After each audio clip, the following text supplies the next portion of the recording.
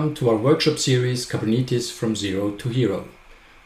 Over the next 6 weeks, I will walk you through the basics of microservices and Docker, Kubernetes basics, Kubernetes security, the concepts of operators, and Istio mesh networking. See you every Wednesday afternoon, 2 p.m. Central European Time. Enjoy. Okay, hello everybody, and hopefully welcome back to this new installment of our Kubernetes workshop series. Today we'll be talking about Kubernetes operators. It will probably be a bit shorter than the four last ones, because I don't have that much to say about it, but you will see. Some housekeeping, so the meeting is being recorded and will be shared on YouTube. So you already talked about that. So if you don't agree, please disconnect now. Everybody is on mute. So if you want to speak, you have to unmute yourself. Try to take breaks every 60 minutes. Interrupt me if I forget. Usually Yuri is doing that. He's the timekeeper.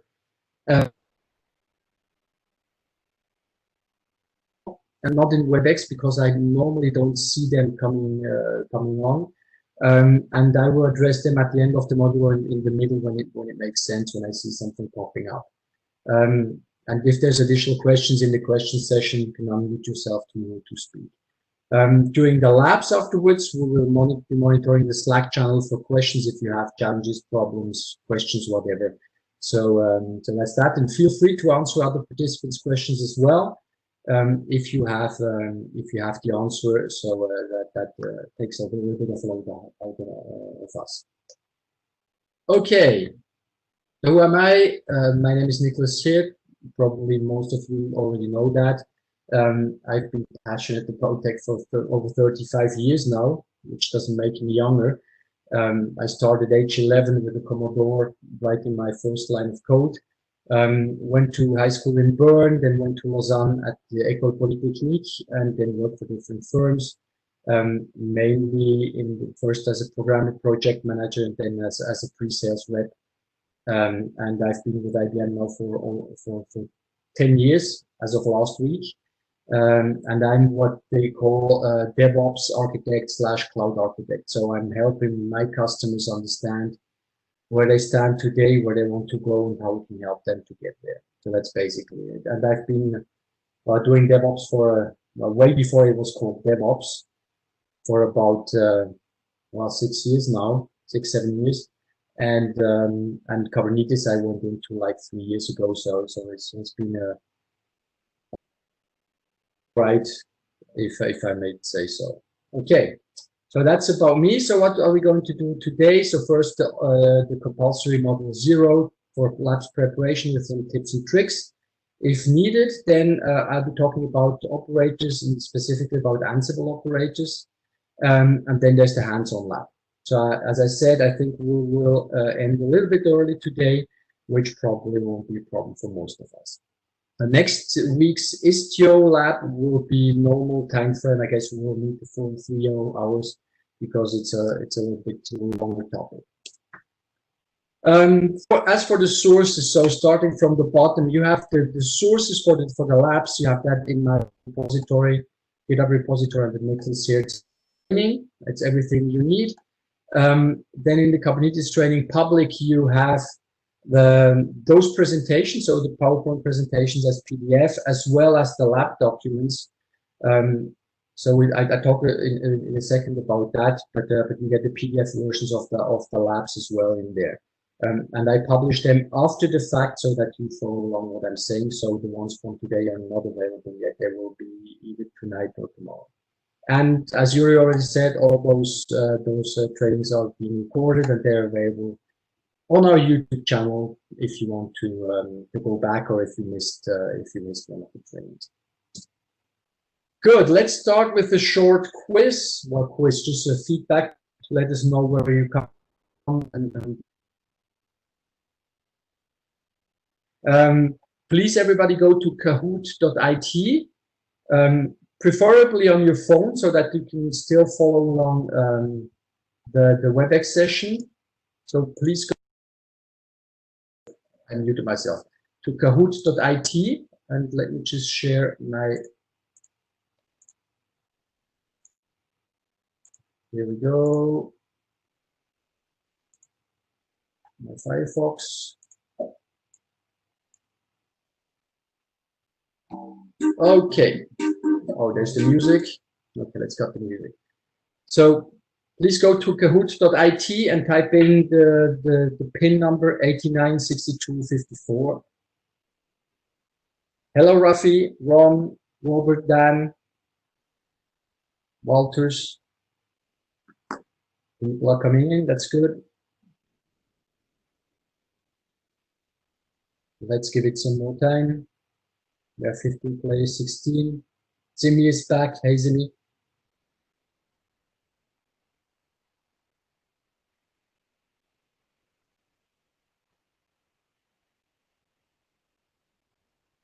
Okay, I guess we'll leave it at that.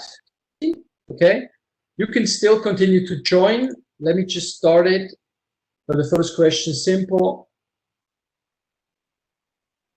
Where are you living? Where do you come from? So preferably put in your country where you're living so that we have an idea where all of you are coming from. That's always interesting. People from China, from the US, from everywhere in the world. 16 answers, 17 answers, 18.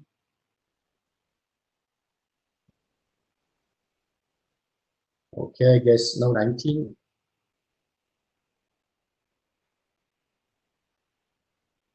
And the big one is Switzerland. Okay, we have a winner here. Okay, cool. So for the next one, why you're attending this training. So red would be for personal education, blue, I need this for my job, orange is I was bored, and green is to meet people.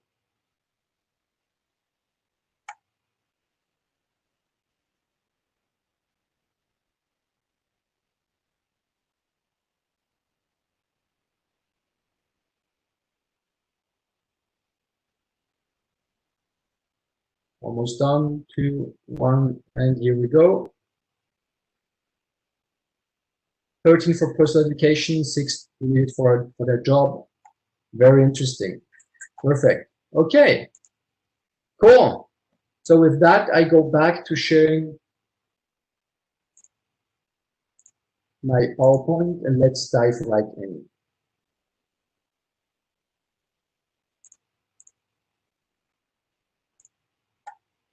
Okay, so let's talk about the labs for a second. So most of you probably know that already from the previous installments, but just for the ones who haven't been participating yet, you will run your own what I call personal training environment, PTE. It's in the VM. So the VM that you downloaded when you start the welcome.sh, it starts Minikube, it starts everything you need, and it starts also this personal training environment. So everything is self-contained within the VM.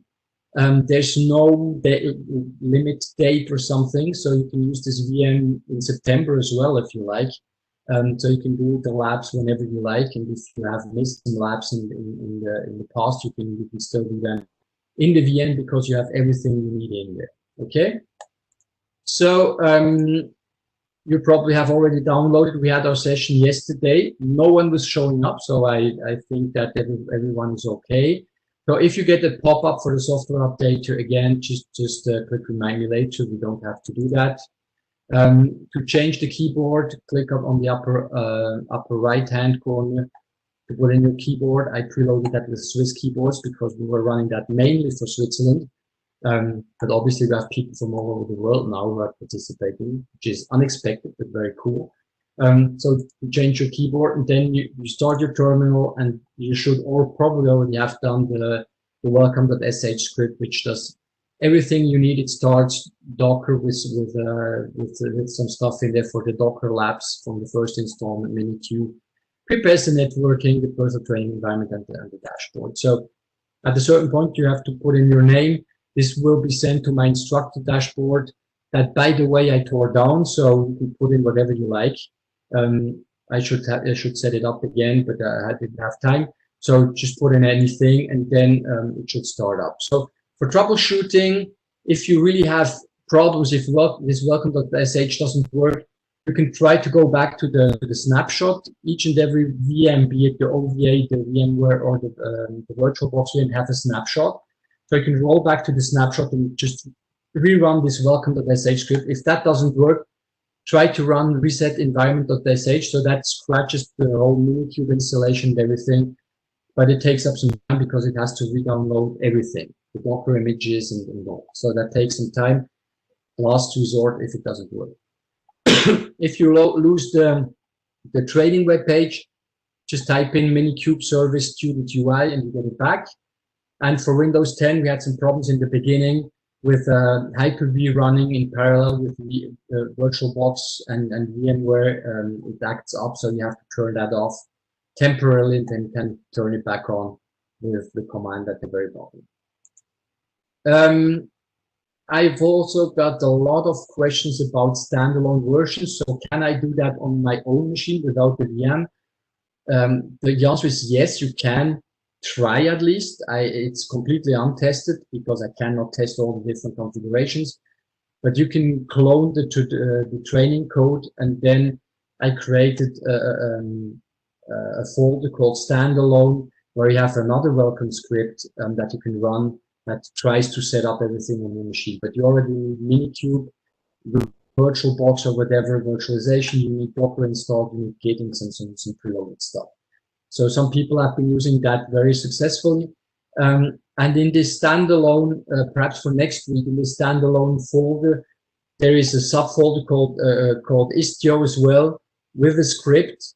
With the MD with a text file, where you can see how you can set up the Istio lab on the IBM cloud, because we need machines with 16 gigs of RAM. So you need your VM, you have to restart it and give it like 12, 13 gigs of RAM, because Istio is pretty RAM hungry if you want. So it doesn't run with the 6.5 that we have for those labs. So if your machine is too small, you can get yourself an IBM account and set up Istio in there. Everything's explained in this README file, and you should be good to go afterwards. So that's just for next week. I'll remind you afterwards. For troubleshooting, we talked about K9s, K9S, you write it, which is a command line tool for Kubernetes management if you want. It's like the Norton command for Kubernetes. First tool I'm installing on my PC when installing everything. What you can do is just start it, and if you have problems, you can see if all the pods are running. So if it's red, obviously that's very bad. If it's blue but says container creating or something, that's not good either. I mean, it has to run. So the student UI, when you start the welcome script, it takes some time to get into running state, because it has to download the Docker image, which is quite big with all the content that's in there, all the images. So give it some time. It should start eventually, and then if you like, you can run K9s and check that everything's in running state. Okay, good. So at the end, when your welcome script is finished, you should have something like that. You should have the personal training environment. By the way, I changed the name. It's not called collector anymore. It's called personal training environment now to be more consistent. And the Kubernetes dashboard. So if those pop up, Firefox is open automatically, you're good to go. Then when we start the labs, you can go into your personal training environment. You select the lab. So you go over to the Classwork tab, where you have the different descriptions for the different steps down here. You have the drop down with the different steps, so you could jump around, but try to do them in sequence, otherwise you probably have problems. So it starts with the first task, go through it, click complete, press mark to go completed, and then it goes to the next one. Okay? And on the statistics tab, you can see where you stand, what percentage you have done from the course already from the lab. Good. Questions? I haven't seen any questions on Slack. So I'd suggest we go right into the presentation of Kubernetes Operators. So if you followed along a little bit the last few installments, you've seen that basically deploying an application in Kubernetes just means creating loads and loads of Kubernetes objects through YAML files, through we're calling it kube control apply or whatever. We create deployment services, roles, role mappings, ingress, configs, maps, and config maps, and so on and so forth. So it's a lot of different objects that you're managing and that you have to create.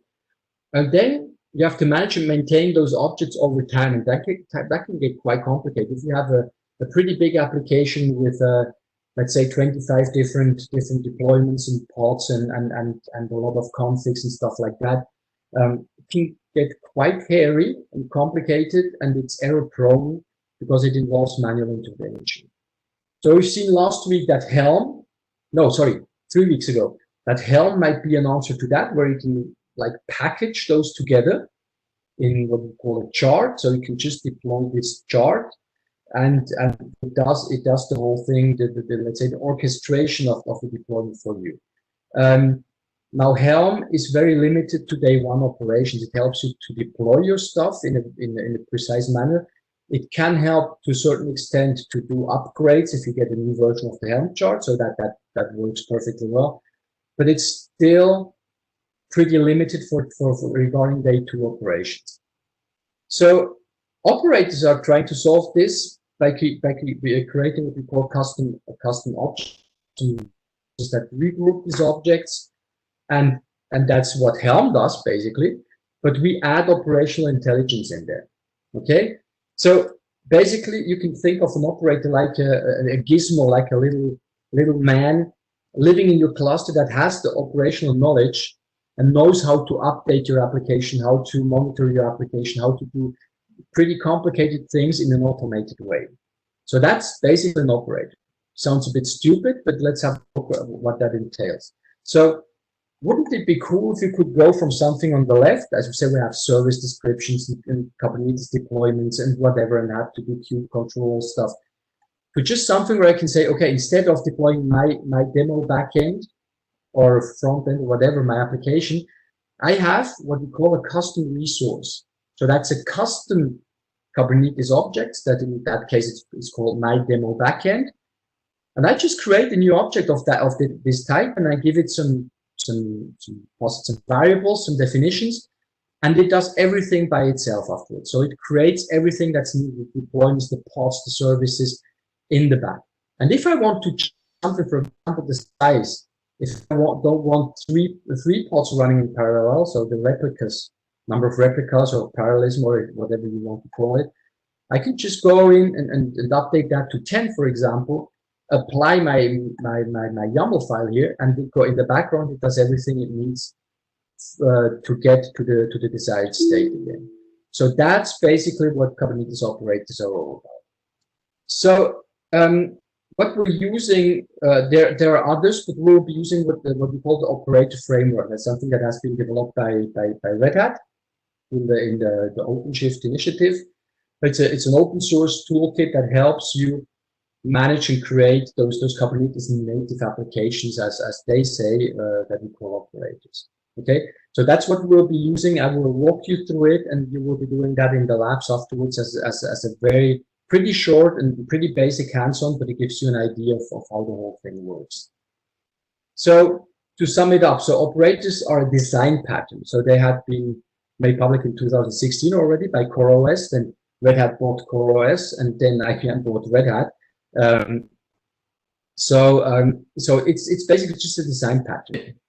So as I said, the goal of an operator is really to put operational knowledge that you would have normally, and that you would do manually by typing stuff in or putting in a shell script or whatever, to really encapsulate that in standard Kubernetes objects and concepts. And I will show you afterwards how that's done. So they're really here to implement and automate day one operations like installation, configuration, stuff like that, and day two or to day n operations like reconfiguration, updating, backup, failover, restore, and so on and so forth. Okay, so that's what operators are, and operators are really the up and coming new thing And I can tell you, for example, Red Hat on OpenShift, they have gone in full on operators. So if you take OpenShift naked, it's basically vanilla Kubernetes more or less.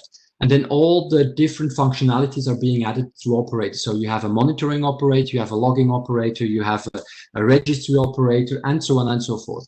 So everything's done by operators. And even at IBM now, we're transforming all our offerings and everything that runs on Kubernetes to the operator pattern. So that's really a thing that's taking off, and I think it's a good thing to have at least some basic knowledge about that. That's why I put it into the series. Okay, so basically there's the three components to the operators. There's the operator SDK that we'll be using to create our first operator. Then there's the operator lifecycle management, which we won't go into today, but which themselves. So with Operators SDK, we can create an operator, and the operator lifecycle management helps you update the operators themselves. So you might have an operator 1.0 for MySQL, and then you have the version 1.1 of the operator coming out with more functionalities and stuff. And this operator lifecycle management helps you to manage the versions and the different operators that you have in your cluster. And then still in alpha is the operator metering, which can help record the usage of those operators within the cluster, and it can help you show the usage and understand the usage breakdown by product namespace. So basically, we'll be talking about the first one today only. Perhaps we might be talking about the other ones in the next installment, but we'll see if there's someone asking for it. So we have today three different types of operators. We have the Helm-based operators. So here I take an existing Helm chart and I build an operator around it if you want. So I take a Helm chart and encapsulate it in an operator.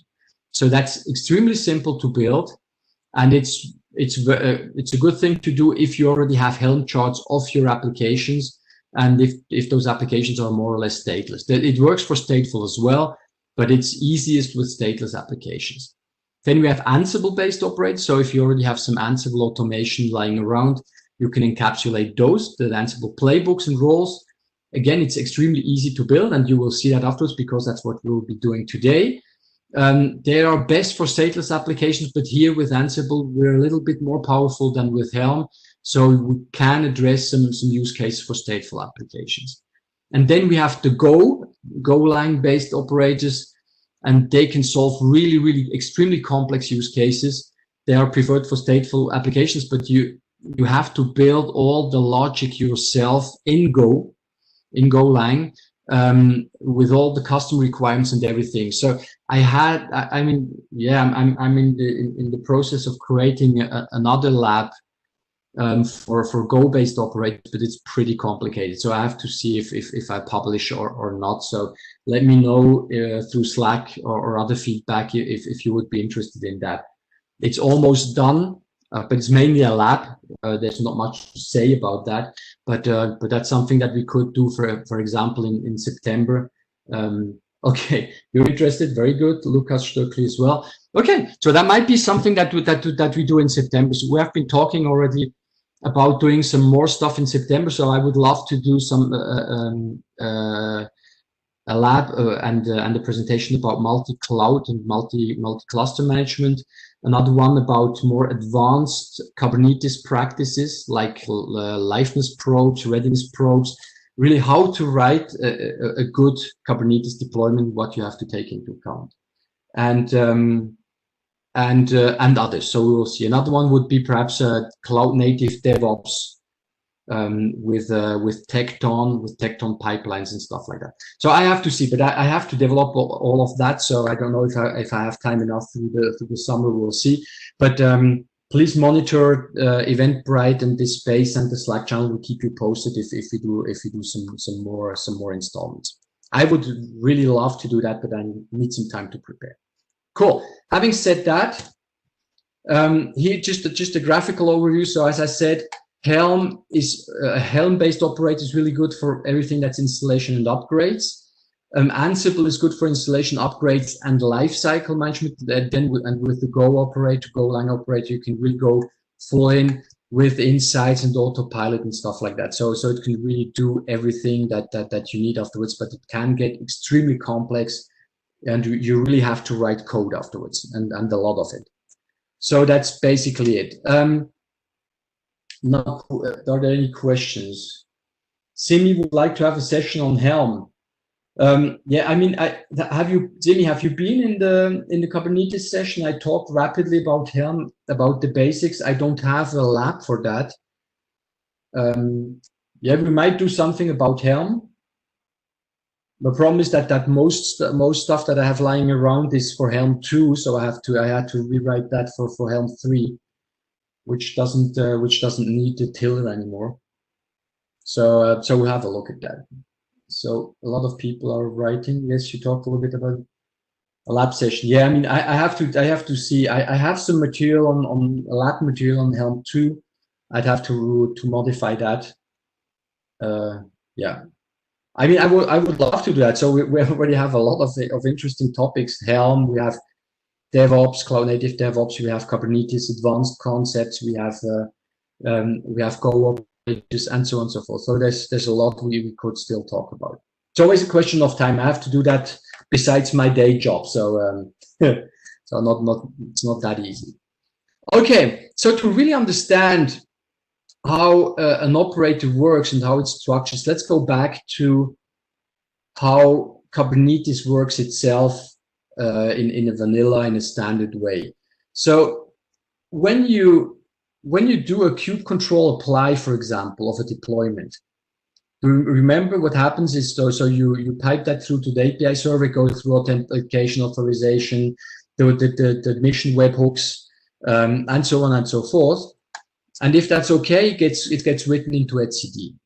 Okay, and then the controller, and I have the sequence diagram afterwards. We'll see that, we'll pick it up, we'll tell the schedule, we'll create a pod, write it back to etcd schedule, we'll pick it up and Kubernetes will deploy it. Okay, so the controller, just what we have to understand are those two components. The controller watches, it's what we call an endless loop. So it's a control loop. So it's just looping and checking, is the state that I have defined, does it correspond to the state that I have in my cluster? And if it doesn't, it starts creating objects, deleting objects to attain this desired state that we have been talking about already. So that's the controller. Controller sees, that's my state of the cluster, that's the one I want. What do I have to do to go from what I have now to the one that I want? Okay? And then the scheduler picks up the unscheduled pods and everything and binds them to nodes, and then the kubelet in a node sees, for example, unbound pod and schedules it on Docker or Cryo or whatever. Now, if we look at that in a sequence way, I think you remember this one from the second course, from the Kubernetes course, just that I didn't have the controller in there because we were talking only about pods. Now we're talking about a deployment. So I'm creating a deployment that goes through the API server, writes into etcd. So the controller has a watch on etcd and it sees a new deployment. So it takes that off the stack and creates a deployment. And then it takes the replica set of the stack. You remember, a deployment creates a replica set, and the replica set creates the pods afterwards. So basically, it just creates a deployment, and then it creates the replica set that gets written into etcd, and that creates a pod. So we have an unbound pod in etcd, and the scheduler will then pick up this new pod that's not scheduled, will check which one of the nodes, of the worker nodes, is the best fit to schedule this pod from a resource perspective, from specific affinity roles that you have, the affinity rules that you have defined on your deployment, and so on and so forth. It says, okay, this pod has to go into my node number 1. Okay, but it's still not bound, and then the kubelet sees an unbound it binds the pod to this node, and the kubelet running on that node sees that there's a bound pod that hasn't been started, so it starts the container and says, okay, everything's okay, and the state gets committed to etcd. So it's really a back and forth between the API server that starts writing into etcd. Then the controller picks it up, creates the objects that are needed. The scheduler picks up the pod, looks where it has to schedule that, writes it back into etcd, and then the kubelet picks it up, runs the container, and writes the state back into etcd. That's how it works. So the important part here is the control part, because and you will see that in a second. Because what happens is that basically an operator extends Kubernetes by defining what we call a custom controller. So the standard controller that we have, basically it's one big thing, but there are sub-controls. We have a deployment controller, we have a replica set controller, we have controls for network, for storage, and so on and so forth. So there's a lot of specialized controller per, more or less, per object type. That's not completely true, but by main object types that we have in Kubernetes. And we can define a custom controller that watches a custom resource. So I can define a custom resource, like for example, MySQL.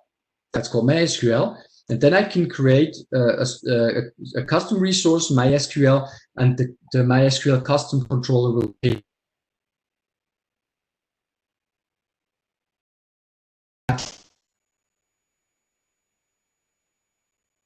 just create deployments and so on and so forth, and then it goes back to standard Kubernetes objects. Okay, so again, this custom controller has an endless control loop, and it will look if someone has created the custom resource that he is responsible for, will pick it up, do the magic, the logic, this operational logic that has been coded into it, and then start deploying stuff and so on and so forth. That's it. So again, it's the reconciliation with the desired state that now can contain those custom resources. So that's the new concept that we have as of, is it 1.13 or something? It has existed for some time, but operators have made it much more accessible to the mainstream, so that we can define not only or use not only the standard Kubernetes objects, deployment services, and so on, but that we can create our custom resources. And by the way, that's how Helm 3 works as well now. It's using custom resources to persist the state of the different object that it creates, for which in Helm 2 we needed this tiller component running on each cluster to handle that. So now we can do that with custom resources. Good. Okay, so the different building blocks. The first one is the custom resource definition. So that's the spec. That's the spec that defines the format of my custom resource afterwards. So so it defines what fields I can define in my custom resource, the namings, the object name. So when I put in kind column, whatever, MySQL, for example, it defines the different names for it. For example, if you look at for example the pod object, you can reference it with pod or pods with an S. So there's always the different forms and so on. So that's defined in this custom resource definition. Then you have the custom controller that watches out for the custom resource that we define. So the operator itself manages and deploys the custom controller. And then we have the custom resource, which is the instance of the, as I said, of the Kubernetes object that I would create, that must correspond or conform to what I've defined in custom resource definition. So it has to have that format and is picked up by the custom controller afterwards. That's basically it. So if you go back to this schema, I create a custom resource. It will be persisted in etcd. API server will check if it conforms to the custom resource definition, so that I've defined my custom resource in a way that I intended it to be. If that's the case, it gets persisted into etcd. The custom controller will see that there's a custom resource and will start doing its magic, creating deployments, creating services, creating PVCs, whatever, and the scheduler then picks up and the normal and the controller for the deployments and so on, and the normal Kubernetes deployment picks up here. So as you can see, it's really standard Kubernetes mechanisms that we're using here to create completely new things and things that are extremely helpful to simplify our day 1 and day 2 operations, the management of those complex things that we want to handle and deploy into our different clusters. So it's really, technically speaking, really an extremely cool concept, those operators. And as I said, everyone is going in that direction now. So my iPad, no, there was no question until here. Okay, that's good.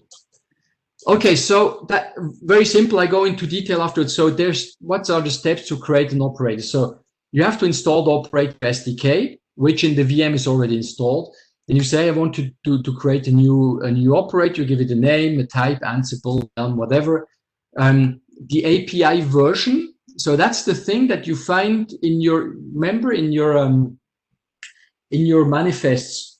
You have API, and then you give it the version. So, for example, for deployments, as of 1.16, it's apps/v1, for example. And then the kind, that will be the kind that you will be using. We'll see that in detail. Then you have to edit the different elements here. For example, for the Ansible operators, you will edit tasks, Ansible tasks. Then you can build it, and that creates an image, a Docker image that you.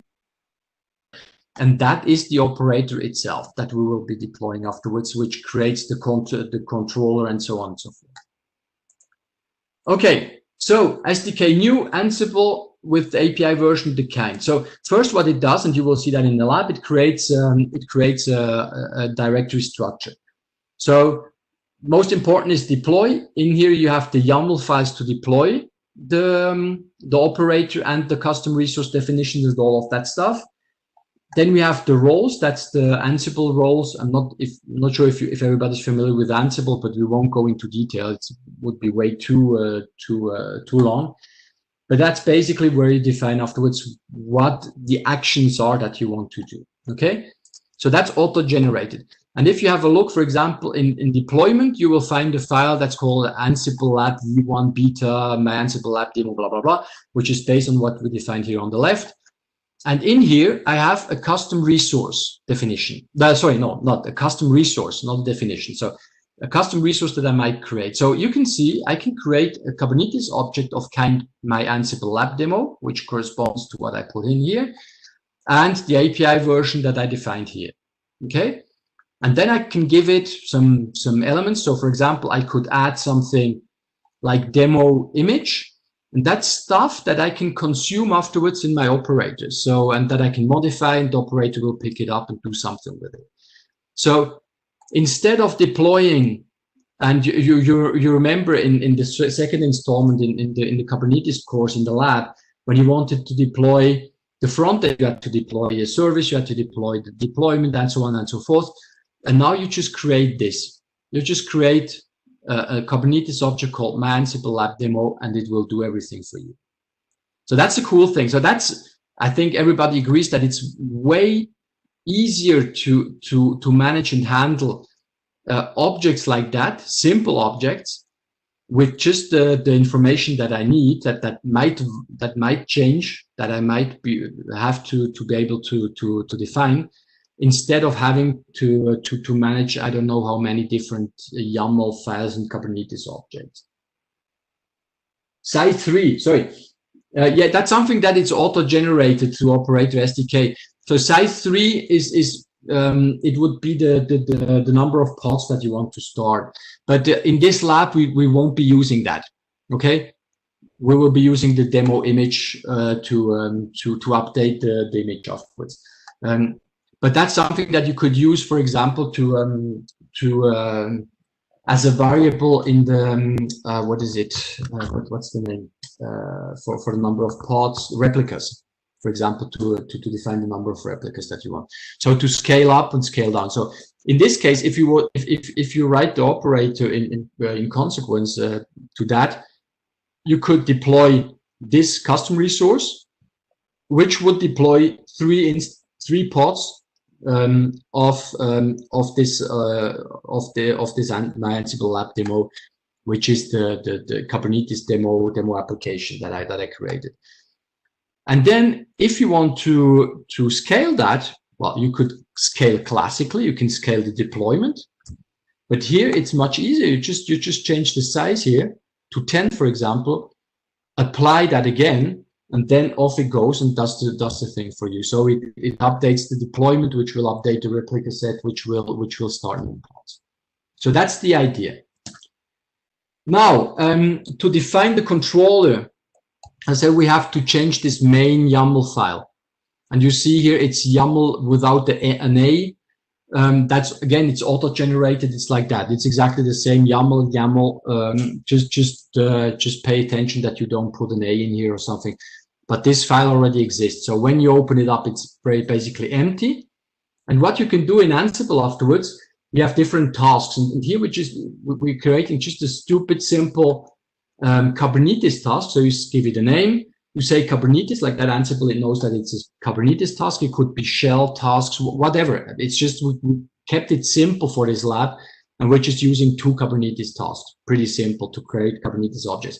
But here you can put in basically all the Ansible scripts that you want. So you can create pretty complex operators that do pretty complex things with the resources that you want to deploy or update or backup. For example, you could write an Ansible script to back up, I don't know, a PVC, for example, or something like that. So what we have in there, the Ansible part is really the whole thing here. So we have the name. Kubernetes tells Ansible that it's Kubernetes object and the definition.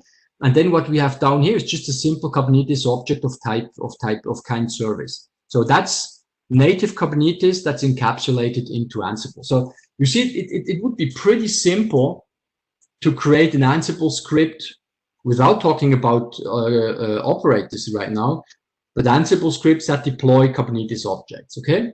So that's for the service. So we don't have anything to change in there. And then if we take the deployment, we add that to the same file so that comes after or before what we've seen now. So again, create Kubernetes demo, deploying Kubernetes type, definition is API version apps, deployment, and so on. So you know this part. And I took out some stuff. And then the interesting part is here, the image, demo.image. And that comes from the custom resource definition. Okay, so as I have demo and then indented image, it's demo.image. So if I would do the same thing for replicas, I could just say this mustache brackets and just put in size, for example, and that would pick up size here. That's the standard Ansible notation, and basically it's standard everywhere. It's the same that we use in Helm as well. Okay. So it's as simple as that. So create that. You can put variables for basically all the different parameters. You could put in one for name and then put a field in here. So it's pretty simple, the whole thing. Okay. And then we build it, we push it into the registry, and then we can deploy it. And the deployment, now there are several things to it. Oh, and I see that I have a small format problem. I correct that afterwards. First, we have to create the custom resource definition. So that has been automatically created through this CRD that we have adapted by telling we have this additional field image, demo image or something. So we create this custom resource definition. You can see it's on the deploy CRDs, custom resource definitions. So when I do that, I create the custom resource definition that says how must my custom how must my custom resource be written to be accepted by the API server when I do a Kubernetes kube control apply. Okay, so first deploy the custom resource definition. Then we create the service account for that. So I'm sorry, there's a new line here and a new line here, so it should be 3 lines. So we define the service account, the role, and the role binding. I mean, if you remember the second installment, what was it, last week with RBAC, that's exactly what we have to do. Create the service account, create the role binding, bind that to the operator so that it runs under the service account. So that everything here is already created automatically, so you don't have to do anything, just apply that. And up to here, nothing is running in your cluster, so you don't have a pod or anything that has been deployed. So that's just the definition, custom resource definition, and this is just the service account. And then we deploy the operator. So you have to deploy operator, and that will create the pod, which is called something Ansible operator, blah, blah, blah, something. Then you have to wait that it starts up. And now your application is still not running. What we have now is we have the custom resource definition, we have the service account, and the operator, basically with the controller in the back, doing its loop and checking if there's a custom resource that it has to deploy. So right now we don't have any custom resource. So the operator is just sitting here looping like hell, but not doing anything else. Okay? And then we will create the custom resource now, the one that we've defined before.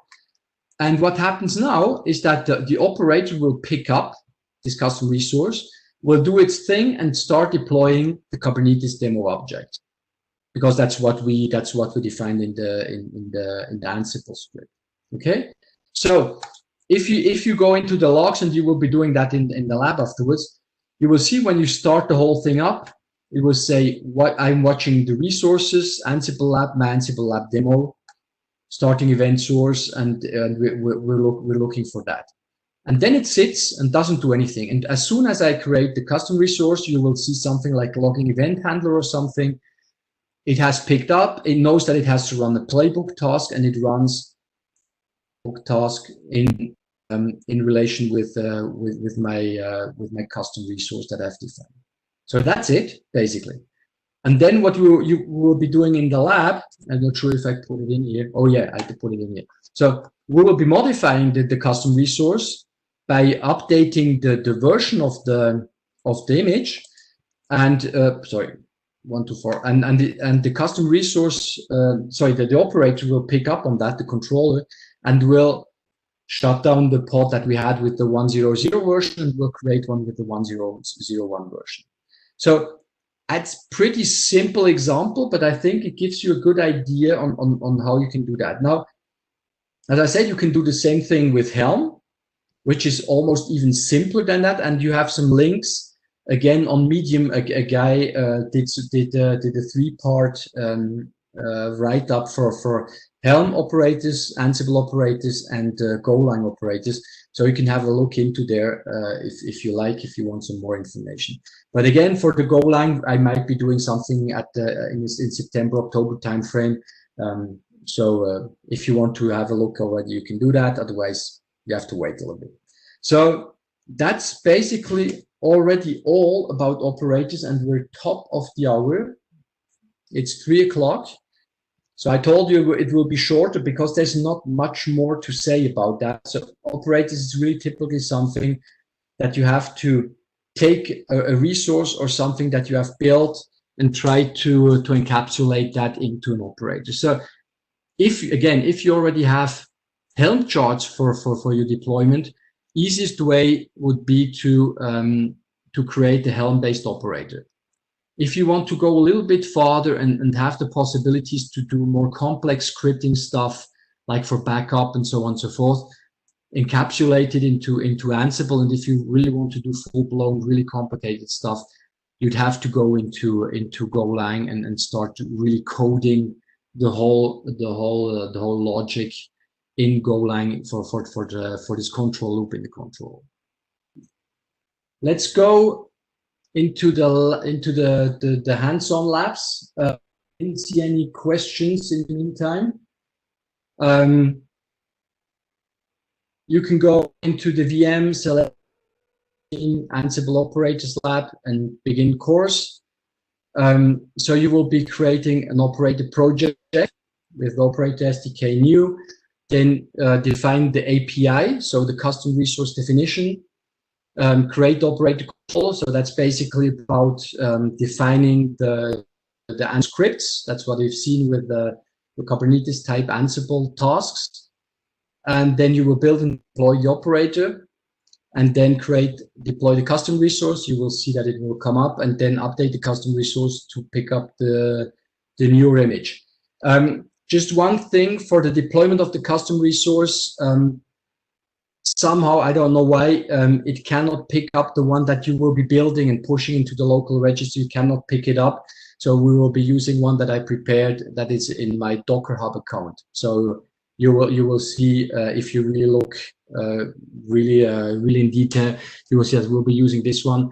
I have to check out why it's not working, but it cannot pick up from the local registry. God knows why. I have to check that. So that's it. Well, it's not 90 minutes. You should be able to do it in 60 minutes. Questions? I haven't seen any questions. Just for the resources. So you get here a link to the operator framework, and then you have this 3-part operators getting started series on Medium. Very good read. I learned a lot about operators in there. Again, the books, as we have every week with the different topics. Again, the different resources, the recordings, the documents, and the training files. Good.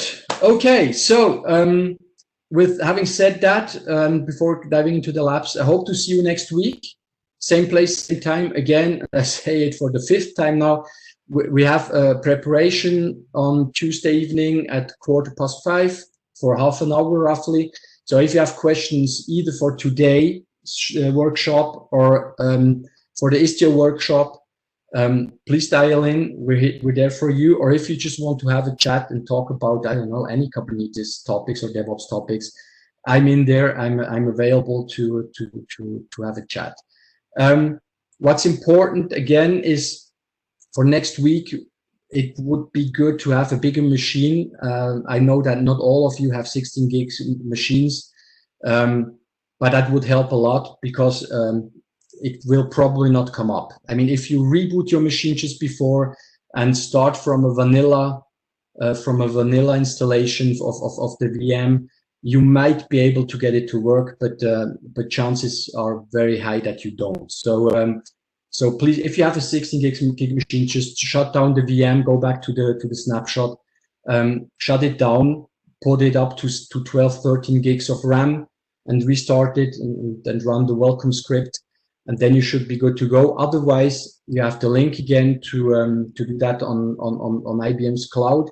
You can get a Kubernetes, a small, pretty small, but good enough Kubernetes instance for free there, where you can do the same thing and then follow through the lab exercises. That's not a problem.